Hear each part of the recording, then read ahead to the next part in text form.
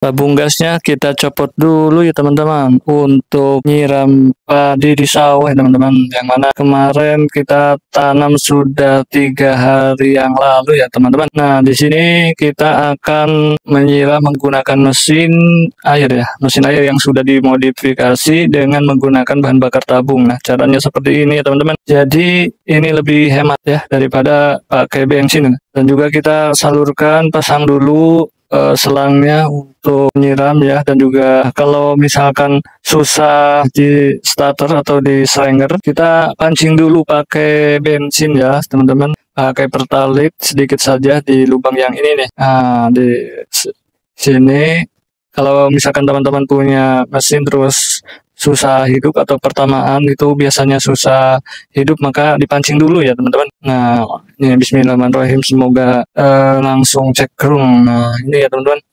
Nah kalau setelah mesinnya hidup, lalu kita pasangkan ya, jadi regulatornya kita pasangkan kembali ya, jadi sebelum itu dicopot itu. Dan juga setelah mesinnya hidup maka kita memancing airnya lewat sini ya teman-teman.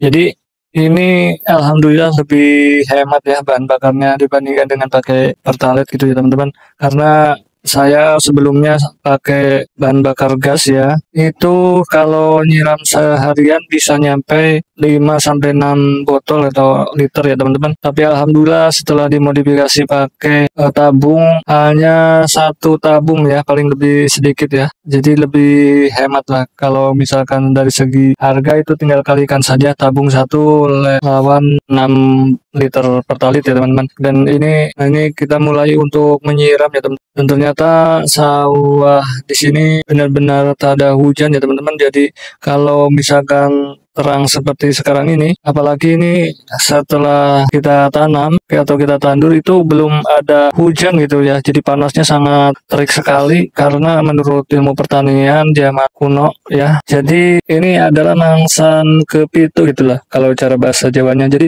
biasanya suhu cuaca itu memang sangat panas itu ya dirasakan. Jadi kalau petani-petani yang berpengalaman yang menggunakan Pranata Mangsa Bapak itu, beliau itu sangat paham ya, jadi sangat menghindari menanam di mangsa ke-7 gitu atau ke-7 gitu ya teman-teman. Di sini sangat terik sekali. Kalau bisa untuk menyiram di panas seperti ini, usahakan itu sore hari ya teman-teman, atau kalau bisa itu pagi sekalian gitu ya. Jadi padinya akan bagus gitu ya. Dan juga ini sudah mulai ada yang ngelilir gitu ya, atau sudah mulai menghijau gitu ya, jadi tidak stres. Dan sebagian juga banyak juga ini yang sudah semaput gitu ya, seakan hidup enggan mati tak mau gitu ya teman-teman. Tapi alhamdulillah ini dibandingkan dengan punya tetangga itu kemarin sangat parah gitu ya, karena di sini saya menggunakan sistem ini masih muda gitu ya, jadi tidak terlalu parah-parah amat gitu ya teman-teman.